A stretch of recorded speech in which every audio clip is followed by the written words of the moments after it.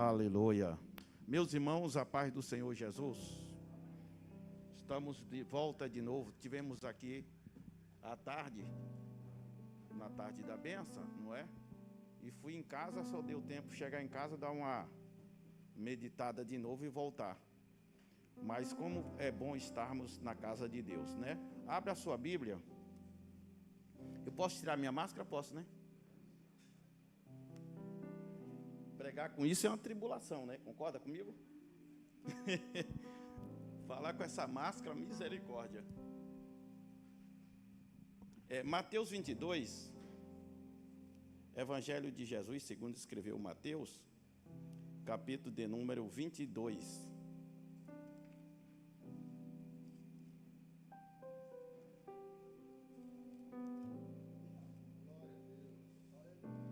Versículo 41 e 42.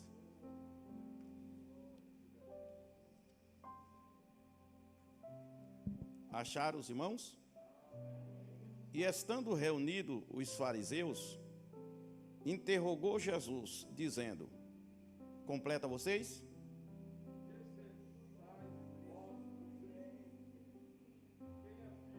De quem ele é filho? Bora de novo, eu leio a primeira frase e vocês falam a segunda. E estando reunidos os fariseus, interrogou Jesus, dizendo: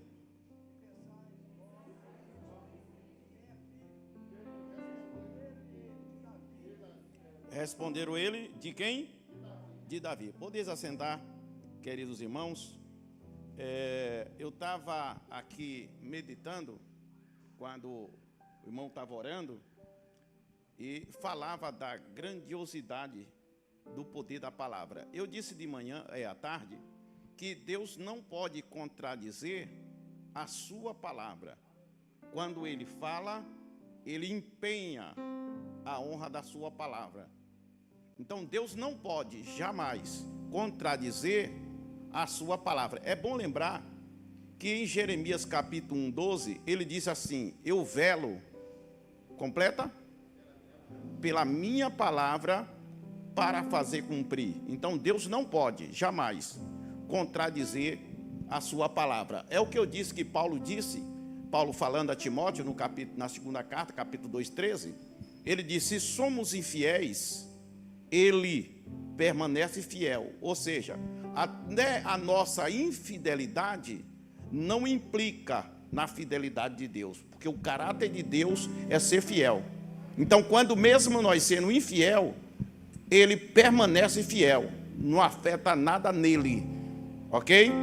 E é interessante que em Provérbio 13, 13 diz: quem despreza a palavra, o Senhor o desprezará. Aí tem uma versão que diz: mas quem teme o mandamento terá galardão certo. Olha que coisa, quem teme o mandamento terá galardão certo. Em Provérbio 1, 23, diz assim: convertei-vos pela minha repreensão, eis que derramarei sobre vós o meu espírito, e vos farei saber as minhas palavras. Então significa dizer, eu costumo dizer, que o mistério da Bíblia não é simplesmente o que está aqui nas letras, é o que está por trás da letra. E o Espírito Santo, ele é o maior intérprete da Bíblia. Você percebe de que você ler e é interessante dizer que é o único livro que quando você ler, o autor está sempre presente. Pegou não? Ali pegou. É o único livro que quando você ler, o autor está sempre presente. É interessante que os irmãos judeus, quando lê a Torá, lá em Israel, a sensação que eles têm é que a Bíblia, a Torá, foi escrita exclusivamente para eles. Quando os irmãos lá nos Estados Unidos lê a Bíblia no inglês, a sensação que os americanos têm é que a Bíblia foi escrita diretamente para eles. E quando a gente, aqui no Brasil, abrimos a nossa Bíblia para ler, a sensação que temos é que ela foi escrita exclusivamente para a gente. Então, a Bíblia é o único livro também que sustenta e alimenta a alma do ser humano. Mateus 4, no verso 4, quando Jesus estava respondendo ao diabo, ele disse: nem só de pão vive o homem, mas de toda a palavra de Deus. Aí eu costumo dizer que assim como o café, o almoço e a janta alimenta o corpo, a palavra alimenta a alma. Pegou não? Deu para entender? A palavra alimenta a alma. Agora, quem pensar em Mateus 24, versículo 41 e 42 que nós lemos, quem pensar em voz do Cristo? Eu conversava com William, um judeu, que ficou muito amigo meu, e ele disse para mim assim, que Jesus não passa de um profeta.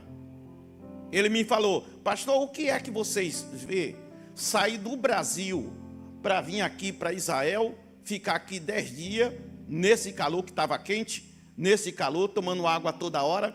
Porque eu conheço, disse ele, o Rio de Janeiro. O Rio de Janeiro de vocês é a cidade maravilhosa. É a única cidade que ele conhece aqui no Brasil, é o Rio. E vocês saírem de lá e virem para aqui, o que é que vocês acham de interessante aqui?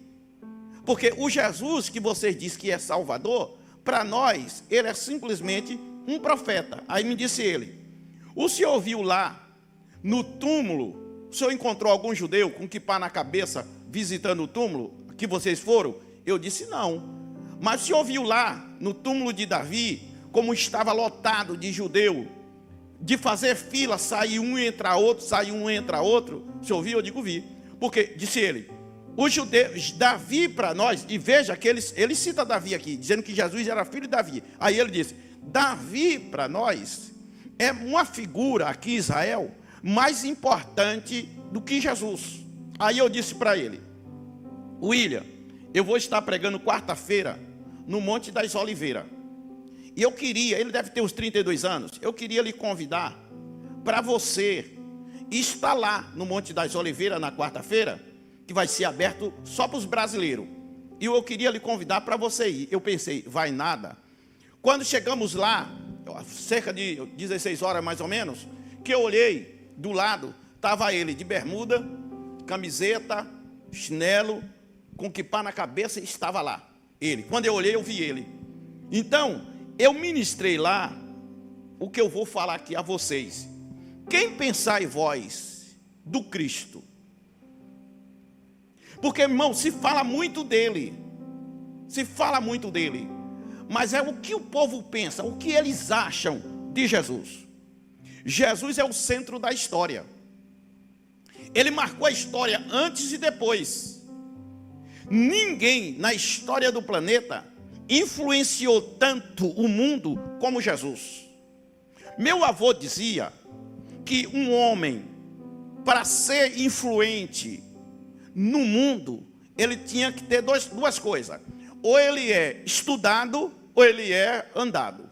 Não passa dessas duas coisas, tem que ser ou ele é estudado, ou ele é andado. Eu disse lá o seguinte: como é que uma pessoa nasce num lugar desse tamanho, Israel, não tem faculdade nenhuma em Israel que aponta, que diga que ele foi matriculado, que ali estudou? Ou seja, não era formado em medicina, mas eu pergunto, teve um médico que curasse tanto como ele? Em química, ele confundiu, ele transformou água em quê? Em vinho. Na natureza, ele andou sobre as águas, sim ou não? Mandou o vento calar e o mar acalmar, sim ou não? Então, esse homem é Jesus. Pegou não? Esse homem é Jesus. Ele é a palavra da eternidade, o Criador e sustentador, o Redentor. Ele é o verbo que se fez carne. Olha para mim, todos os homens, seja ele quem for, ao entrar nesse universo nosso, ele traz consigo a natureza adâmica e pecaminosa. No Salmo 51:6, o salmista diz assim, 5, ele diz assim: em pecado me concebeu a minha mãe. Todos os homens, seja ele quem for, estou falando homem e mulher, ao entrar aqui, nesse planeta nosso, ele traz consigo a natureza adâmica e pecaminosa. Jesus foi o único homem que entrou em nosso planeta trazendo duas naturezas distintas, uma humana e a outra divina. Na humana ele tinha mãe, mas não tinha pai. Na divina ele tem pai, mas não tem mãe. Na natureza humana ele pediu água para beber. Na natureza divina ele diz: quem tem sede, vinde a mim e beba. Na natureza humana ele pediu pão para comer. Na natureza divina ele disse: eu sou o pão vivo que desceu do céu. Na natureza humana ele sentou em João 4 para descansar, porque estava cansado. Na natureza divina ele disse: vinde a mim todos que estão cansados e oprimidos, e eu vos aliviarei. Na natureza humana ele chora quando vai ressuscitar a Lázaro. Na natureza divina ele enxuga a lágrima dos que choram. Na natureza humana ele morreu numa sexta-feira. Na natureza divina ele ressuscitou e está nesta noite aqui e com os irmãos da internet para abençoar a todos. Ele é o Deus que se fez homem, o bendito que se fez maldito, o rico que se fez pobre, aquele que preenche todas as coisas, aquele que venceu a morte, triunfou sobre o diabo. Diante dele se dobra todo joelho, no céu, na terra e debaixo da terra. Aleluia! Esse é Jesus. Quem pensar em vós, do Cristo, em todos os séculos, ele tem sido uma questão fundamental, incrível. Ou ama, mas quem conhece ou ama, mas, e não pode, não pode ficar em cima do muro a respeito dele. Presta atenção. Os que pensaram sobre ele, os seus contemporâneos, aqueles que viveram com ele, presta atenção, aqueles que viveram com ele, que foram os seus contemporâneos. João Batista, em João 1:29, ele apresentou ele como o Cordeiro de Deus que tira o pecado, o Cordeiro de Deus que tira o pecado do mundo. Presta atenção. João estava batizando às margens do Rio Jordão, e de repente nós tivemos lá que, segundo a tradição, foi o local que todas as pessoas que vão, normalmente alguns até querem ser batizados ali, que segundo a tradição foi o local que João batizou ele, e nós tivemos o prazer de estarmos lá, naquele local. Então João está batizando, fica num lugar baixo, e a multidão lá em cima. Então João esperava o pessoal descer para batizar, e de repente quando João para de batizar, olha para lá e vê um homem descendo. E quando aquele homem está descendo, o texto diz que ele para de batizar e aponta o dedo e diz: eis aí, está no meio de vós o Cordeiro de Deus que tira o pecado do mundo. Mas é bom dizer aos irmãos aqui que esse Cordeiro que João estava apresentando, que era Jesus, ele foi apresentado já no Antigo Testamento. Vocês lembram que no capítulo 22 do livro do Gênesis, quando Abraão foi sacrificar seu filho Isaque no Monte Moriá, a Bíblia diz que quando o filho pergunta, no capítulo 22, versículos 7 e 8, o filho pergunta: pai, aqui está o cutelo, aqui está a lenha, aqui está o fogo, mas cadê o cordeiro? O senhor esqueceu lá embaixo. Abraão não pensa duas vezes e responde a seu filho Isaque: meu filho, Deus para si proverá o cordeiro para o holocausto. E diz a Bíblia que quando ele olhou para trás, estava um cordeiro amarrado pelas pontas. E no capítulo 22, verso 12, diz a Bíblia que o anjo bradou e disse: Abraão, não faça tal, isto é, não sacrifique teu filho, porque agora sei que temes a Deus e não negaste o teu único filho. Então aquele cordeiro de Gênesis 22 estava exatamente apontando para João 1:29 que o João Batista apresenta. É tanto que no capítulo 8 do Evangelho de Jesus segundo João, versículo 56, Jesus diz assim: Abraão, os vossos pais, falando para os judeus, viu os meus dias e se alegrou. Jesus estava falando em João 8:56 exatamente do dia que Abraão presenciou Jesus lá no monte, ou seja, aquele cordeiro, era isso que ele estava falando. É incrível que no Êxodo capítulo 12, vocês sabem quando Israel foi sair do Egito, no capítulo 12 do livro do Êxodo, Deus falou para Moisés, para pegar um cordeiro sem mancha, sem defeito, guardasse até o 14º dia do mês e sacrificasse à tarde. E o sangue daquele cordeiro colocava no umbral da porta, porque à meia-noite ia passar o anjo da morte. Mas aonde tivesse a marca do sangue daquele cordeiro, o anjo da morte não ofendia, ou seja, ficava protegido do anjo da morte. Significa dizer que aquele cordeiro do Êxodo 12 é exatamente esse aqui que João agora apresenta. Eis aí o Cordeiro de Deus que tira o pecado do mundo.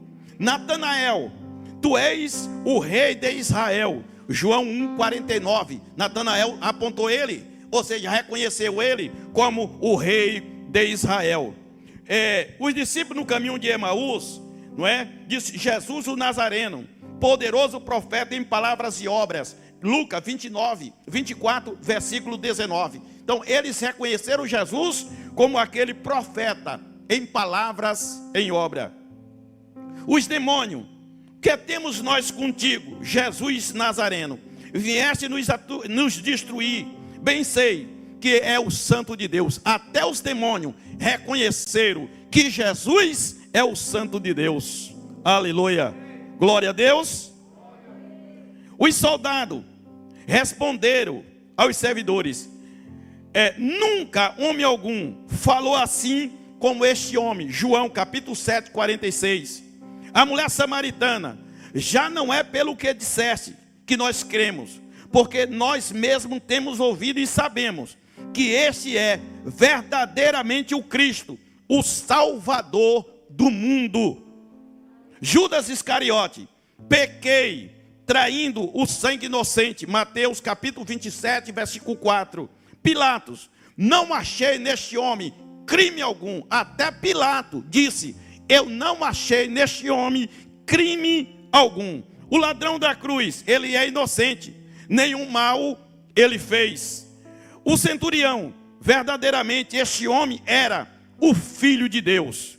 O que os pensadores, os grandes homens da história falaram ou pensaram a respeito dele? Martim Lutero: Cristo é o exemplo que como viver em sua morte. Ele é o sacrifício que se satisfaz. Ou seja, é isso que Lutero está dizendo.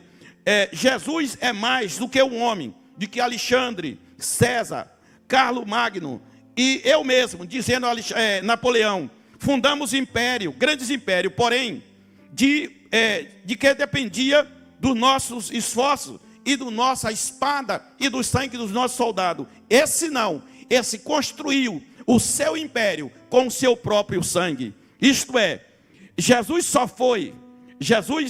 só Jesus fundou o império sobre o amor, e até hoje milhões morreria por ele. Isto é, Jesus não precisou espada, não deu grito de independência e fundou o seu império no amor. É por isso que nós estamos aqui nesta noite. Sua religião é a revelação de uma inteligente, certamente, não de homem, mas seguramente de Deus. Cristo é útil para todos. Para o arquiteto, ele é a pedra angular do edifício.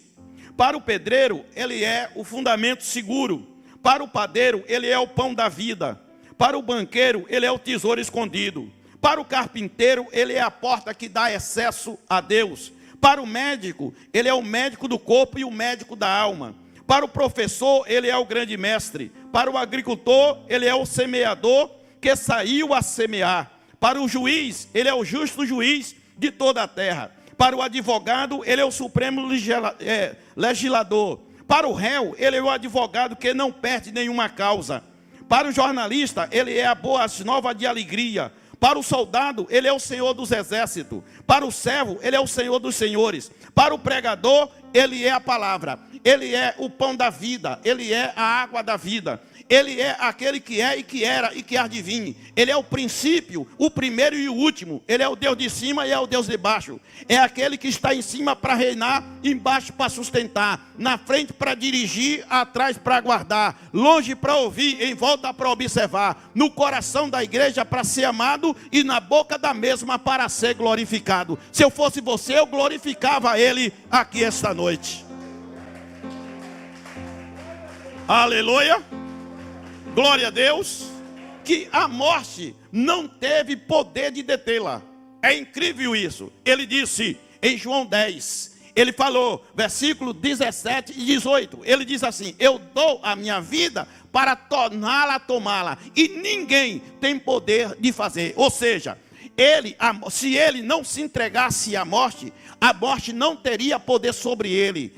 A morte só teve poder sobre ele porque ele se entregou à morte. Porque os irmãos sabem que o homem morre, é incrível. Eu até falei isso aqui à tarde com um grupo de irmãos aqui. A gente tem esse sentimento de choro quando alguém morre, porque na verdade Deus, o Criador, fez o homem não para morrer, mas fez o homem para viver eternamente. Você lembra que quando Jesus foi ressuscitar a Lázaro, o próprio Jesus chorou. Teve esse sentimento de choro, porque o homem não foi feito para morrer, o homem foi feito para viver eternamente. Aí Paulo diz: o salário do pecado é o quê? O salário do pecado é o quê? A morte. Mas o dom gratuito de Deus é o quê? A vida eterna. João 10:10, Jesus disse: o ladrão só vem roubar, matar e destruir, mas eu vim para que tenha vida e a tenha com abundância. Irmãos, é incrível o que eu vou dizer aqui a vocês. Jesus, se ele não morre, não haveria redenção, justificação, porque ele seria como mais um tiradentes da vida. Porque a Bíblia diz em Romanos 4:25, Romanos 4:25, eu faço questão de ler o texto. Repara o que diz para você entender. E não dizer: o pastor falou um negócio que eu não entendi, deu nó na minha cabeça. Romanos 4:25, olha o que diz o texto que Paulo está dizendo para nós. Romanos 4:25, pelos nossos pecados, o qual pelos nossos pecados foi entregue. Completa. Eu vou ler a primeira fase, a primeira parte do texto. O qual pelos nossos pecados foi entregue. Completa. E ressuscitou para a nossa justificação. Então, olha aqui. Ele foi entregue pelos nossos pecados. Ele foi entregue pelos nossos pecados. Mas o texto diz, Paulo escrevendo aos Romanos, capítulo 4:25, mas ressuscitou para a nossa justificação. Então, quando o diabo apontar o dedo para você, você diz para ele: Satanás, eu fui justificado no sangue de Jesus. Primeira epístola de João 1:7 diz assim: se andarmos na luz, como ele na luz está, mantemos comunhão um com os outros. Completa. E o sangue de Jesus nos purifica de todo o pecado. Pegou não? Pegou? Pegou, irmão?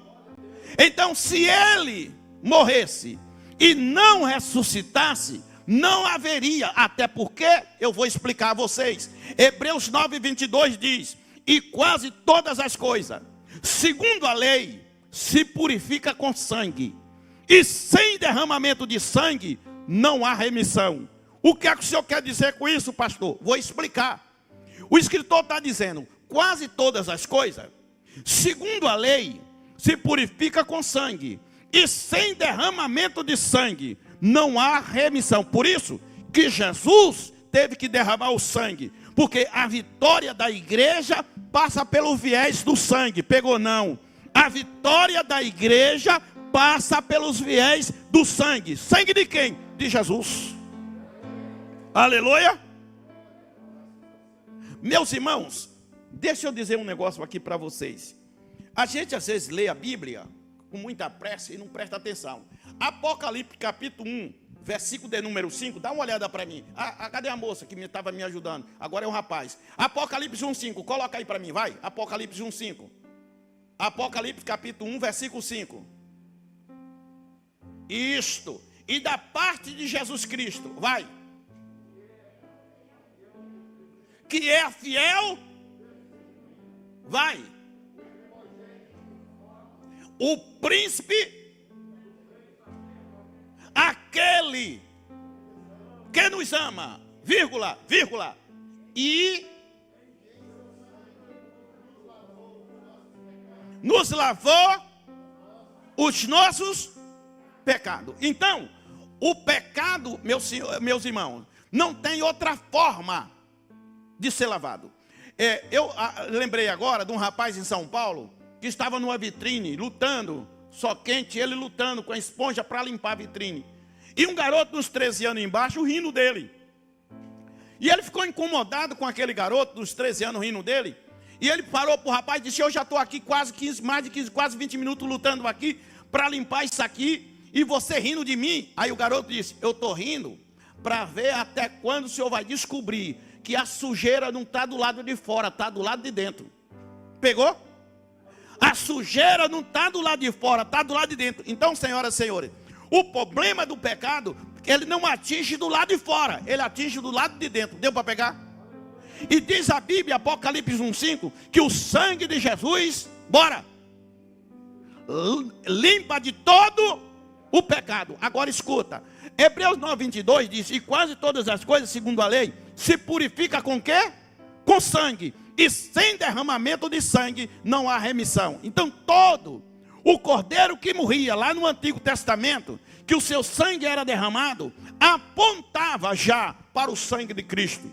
Significa dizer aos irmãos aqui esta noite, que Apocalipse 5, versículo 9, passa aí Apocalipse 5, 9, Apocalipse 5, 9, bora lá? Meu Jesus de Nazaré, já deu 9 horas, eu estou igual avião, comecei agora, já tem que parar. Apocalipse 1, 5, bora lá? E cantavam um novo cântico dizendo: digno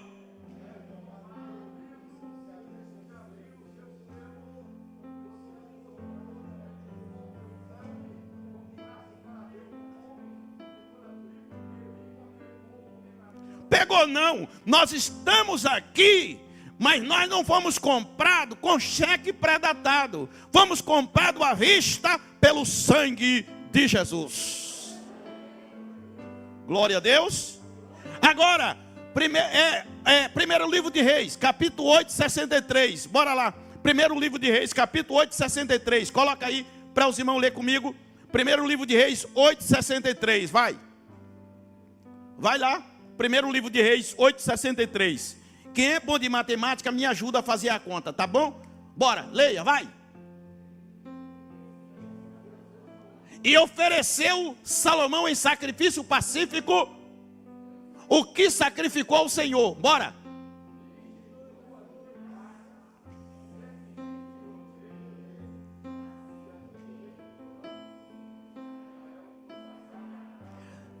Agora tira e deixa os irmãos fazer a conta comigo. Deu quantos animais todos aqui? Bora, quem é bom de matemática? 142 mil animais morreram no dia da dedicação do templo. 122 mil animais. Significa dizer que se colocar o sangue de 142 mil animais aqui dentro, não vai caber. Concorda comigo?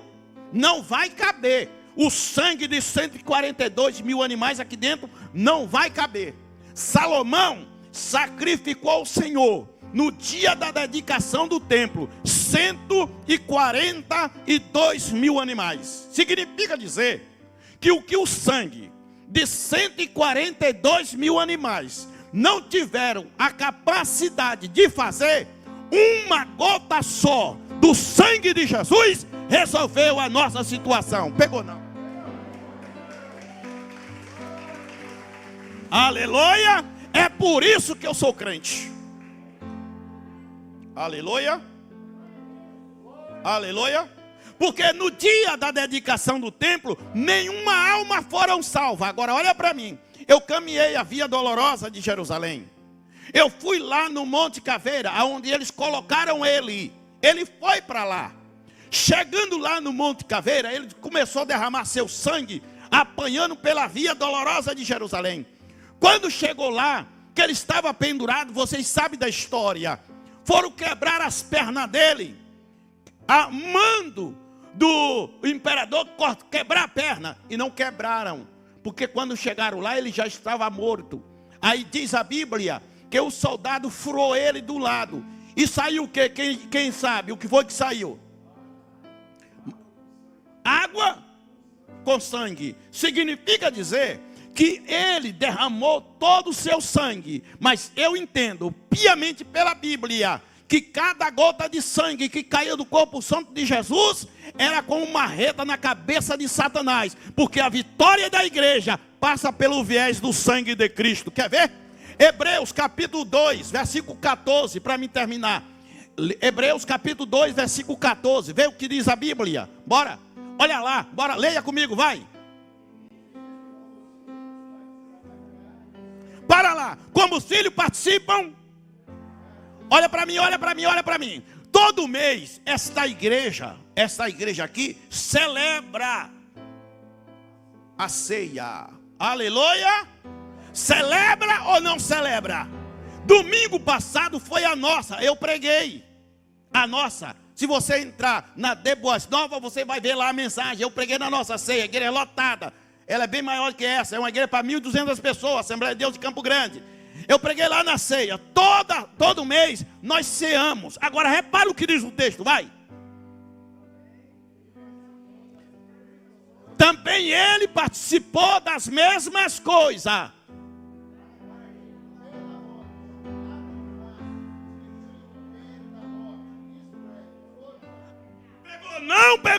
Pegou não. Vamos ler de novo, que a cabeça da gente às vezes demora de pegar. Bora. Visto.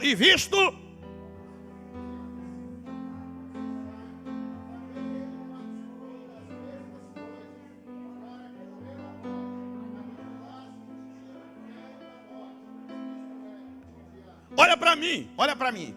Aqui está o segredo do que eu estou dizendo a vocês. Ele vence Satanás exatamente quando ele morre. Porque ele morre na sexta, mas domingo de manhã.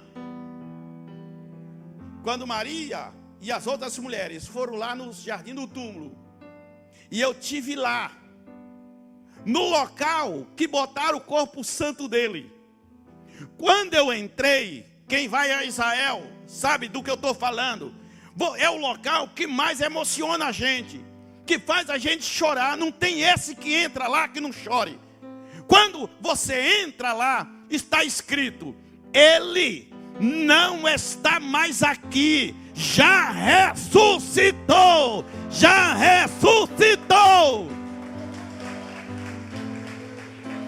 Aleluia, glória a Deus, aleluia.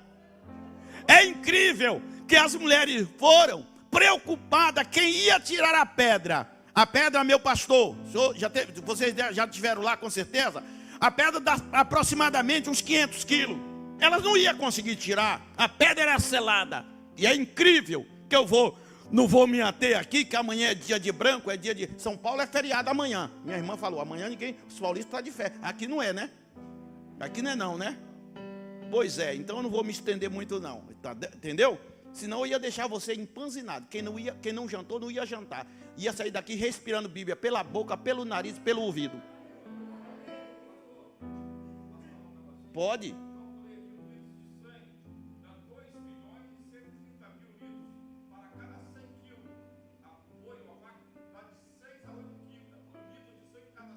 Sim.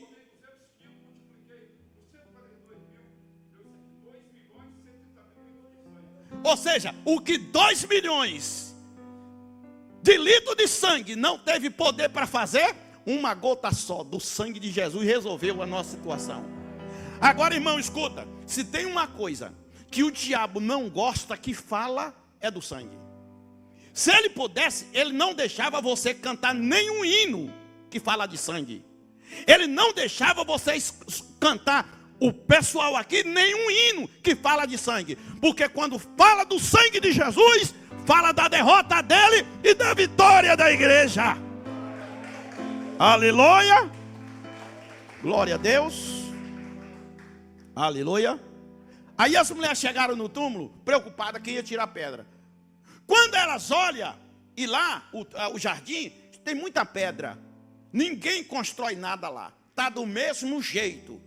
O governo de Israel não deixa mexer em nada. Está do mesmo jeito. Então, elas vão entrando, e a entrada é do lado assim, elas vão entrando. Quando elas vão entrando e que olham, o túmulo fica lá embaixo. Que elas olham, está um moço de pé. Ela diz, deve ser o jardineiro. E os irmãos sabem que a mulher é diferente do homem. Entendeu? A mulher é diferente. A mulher vê o que o homem não vê. Uma mulher entra num ambiente, ela vê tudo, meu pastor. Isso é da mulher. Deus criou a mulher com uma perspectiva tão grande que a gente que não entende. Irmão, porque eu digo sempre, o homem foi criado de quê? O homem foi criado do quê, irmão? Do pó da terra, não foi? E a mulher? Da onde? Você está brincando comigo? A mulher veio da onde mesmo? Quem é mais forte? É o pó ou a costela? A ciência moderna diz que nós, os homens, pensa por um lado só do cérebro. A mulher pelos dois lados. Entendeu? É por isso que a gente não consegue. Por exemplo, se tiver no telefone e a gente tomar conta do leite, o leite vai derramar. Vai cair, entendeu? A mulher consegue dar mama ao menino, tomar conta do leite, falar no telefone e ainda escrever uma carta. A mulher faz, é capaz. Então elas vão lá, quando chegou lá que viu o jardineiro, ela disse, pronto, deve ser o jardineiro. Aí gritou, jardineiro, só que estava de manhã cedo. Jardineiro, ele está quieto. Jardineiro, ele está quieto. Quando ela se aproximou, ele falou Maria. Quando ele falou Maria, ela reconheceu a voz e reconheceu ele. E disse, Rabi, no hebraico, Rabi, Rabone, Raboni, meu mestre, meu bom mestre. E foi abraçar ele. Quando foi abraçar ele, ele falou, Maria, não me toque. Ide a Galileia e dizer aos meus discípulos e a Pedro que eu ressuscitei. Quase ninguém pegou, que eu ressuscitei. É por isso que eu sou crente. Aleluia. Glória a Deus. Então, a vitória da igreja passa pelo viés do sangue. Quer ver? Eu vou terminar. Vou ver se eu acho. Colossenses capítulo 1, verso 20. Bora. Falando do sangue. Colossenses 1, 20. E é bom lembrar que todos os homens que vêm, ele traz a natureza adâmica e pecaminosa. Jesus não. O sangue de Jesus era puro. Se eu tivesse tempo para explicar isso para vocês. Uau, quer ver eu dar um nó na cabeça de vocês?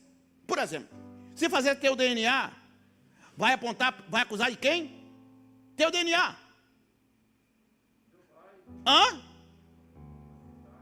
De quem?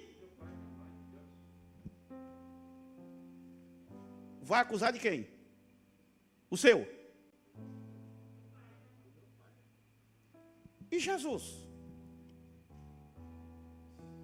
Uau! Uau!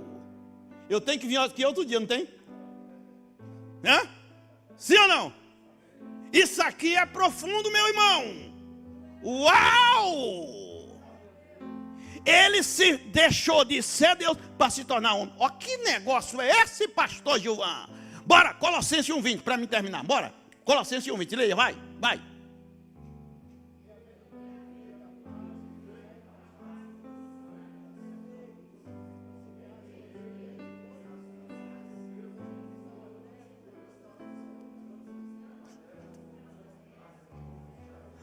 Mas você leu e não percebeu, veja.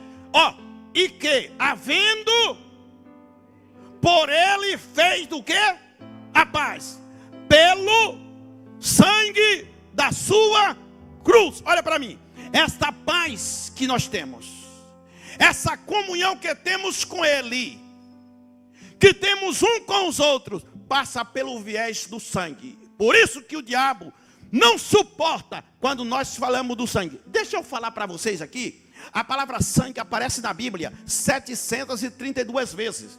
225 vezes no Novo Testamento. Jesus falou do seu próprio sangue com a sua própria boca 14 vezes.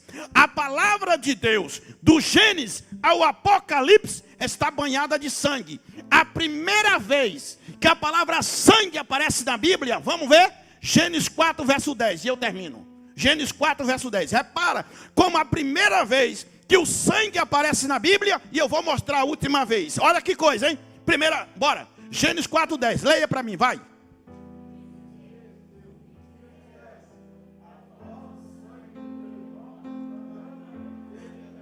De novo, vai.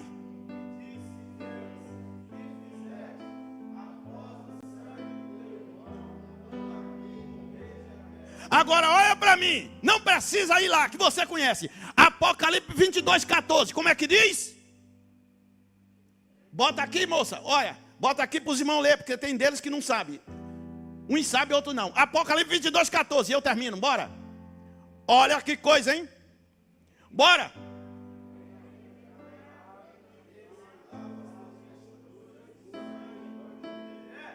Uau! Alguém já pegou? Aleluia! Bora de novo, bora. Bem-aventurado. Essa palavra bem-aventurado é a palavra grega makarios. A palavra makarios significa feliz ou felicidade. É a mesma palavra. A palavra bem-aventurado do grego é makarios, que significa feliz ou felicidade. Então vamos lá. Feliz aqueles, bora. Para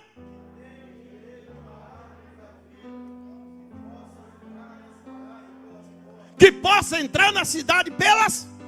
O sangue de Jesus, além de lavar a vestidura do crente, dá direito a entrar na cidade pelas portas. Glória a Deus. Aleluia. Pegou, irmão? Aleluia. Glória a Deus. Você vai para a América, pegar o avião para ir para a América.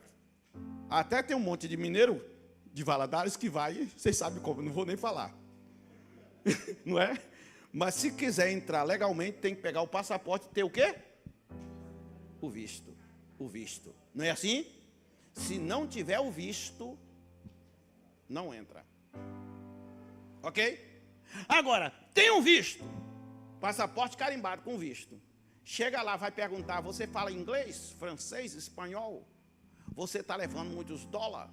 Você vai fazer o quê? Não pergunta nada. Tem no visto? Entra para a sala de embarque, voa e entra para a América. Não é assim? Se Apocalipse 22, Apocalipse 22, 14. Bem-aventurado aqueles que lavam. E é interessante. Não é lavaram não. Vocês observou? Vocês observou? Vamos ler aqui para me terminar? Vamos ler aqui que eu vou mostrar um segredo aqui. Bem-aventurado aqueles. Por que não lavaram? Por que não lavaram, mas lavam?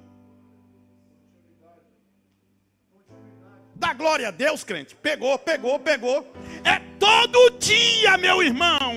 É todo dia. Levantar de manhã, se enxágua no sangue do Cordeiro. Aleluia. É todo dia. Aí ele te dá o direito a entrar pela cidade santa, pelas portas. Bendito seja o nome de Jesus para sempre. Muito obrigado, meu pastor. Foi muito bom estar aqui com vocês. Ó, 3 coisas. Ó, confiar. Diga comigo, confiar em quem não tem. Esperar por quem não vem é a pior coisa que tem. Mas nós confiamos em um que tem. Tem ou não tem? Ele é dono da prata e do ouro. Todo o universo é dele. A Bíblia diz, o salmista diz, eu vou parar por aqui. Ó, então nós confiamos em um que tem. Sim ou não? Amém. Esperamos em um que vem. Então é a melhor coisa que tem. Aleluia. Glória a Deus. 3 coisas que trazem felicidade: saber e não ensinar, ensinar e não viver, ignorar e não perguntar. Pegou? Pegou não. Essa aí vocês não pegou. 3 coisas que trazem felicidade: saber e não ensinar, ensinar e não viver, ignorar é não perguntar. Agora pegou. Vamos ver se pegou. Vai, fala.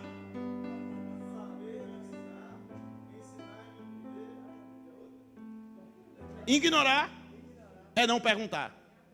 Esse daí nasceu na Bahia. Baiano pensa rápido. Entendeu? Vamos ficar de pé? Eu gostei de vocês, viu? É a segunda vez que eu venho aqui. Eu acho que é. Segunda vez. Por causa da pandemia, faltou muita gente, eu sei disso. Tá com medo. O cara quer ir para o céu, mas não quer morrer. Entendeu, meu pastor? Cabra quer ir para o céu, mas morrer não quer não. Entendeu? Ele quer ir para o céu, vai morrer não. Eu peguei esse trem, pelo amor de Deus, fiquei uma semana. Eu digo, Jesus, será que eu estou indo embora? Eu quero pregar o evangelho. Entendeu? E eu falei aqui, muitos amigos meus foram embora. Mas eu digo, irmão, a nossa vida aqui é passageira. Vai chegar a hora que a trombeta vai tocar. Entendeu? Vai tocar. E outra coisa, esse relógio que marcou a hora para nós, nunca mais nós vamos depender dele. Nós vamos viver a eternidade toda junto. Pegou não? Hã? Vamos viver a eternidade toda junto, meu irmão. Daqui a pouco o pastor vai para sua casa, o daqui vai para a casa dele, os músicos vai para a casa dele. Vamos todo mundo se separar. Aí domingo nós se junta de novo nas igrejas. Mas vai chegar um dia que nós vamos dormir aqui e vamos acordar lá. Aleluia! E outra coisa, você vai dizer um para o outro, valeu a pena. Porque, pastor, eu penso, e a Bíblia me dá direito de pensar, como será o nosso primeiro dia lá? Uau, pegou não? Ok? Como será o nosso primeiro dia? Porque baseado em Mateus 17, olha aqui para terminar, Mateus 17. Jesus estava no monte, eu estive lá. Do monte Querem vinhedos, El é Deus. Monte Carmelo, que a gente conhece aqui como Monte Carmelo, é Querem, está escrito em hebraico lá, Querem El. A palavra Querem El é vinhedos de Deus, não é deserto não, entendeu? Lá dava até uva nessa época. Então de lá vê o outro monte, de lá do Monte Carmelo dá para ver o outro monte lá, onde é chamado o Monte da Transfiguração, onde Mateus 17. Jesus estava lá e no Monte da Transfiguração apareceu dois personagens a Jesus. Diz a Bíblia que o rosto dele brilhou e apareceu dois personagens. Quem foi? Moisés e Elias. Pedro disse assim, Senhor, fazemos 3 tabernáculos. Um para o Senhor, um para Moisés e outro para Elias. Ou seja, eu pergunto, quando é que Pedro, por que Pedro conheceu? Por que Pedro reconheceu Moisés e Elias? Significa dizer que quando nós chegar lá no céu, nós vamos ter um novo nome e nós não vamos perguntar nada. É bater o olho e reconhecer, ok? Aleluia, pegou? Deus abençoe, meu pastor. Que Jesus abençoe a sua igreja. Em outra oportunidade, nós vamos falar mais desse assunto aqui, que isso é só introdução. Glória a Deus. A palavra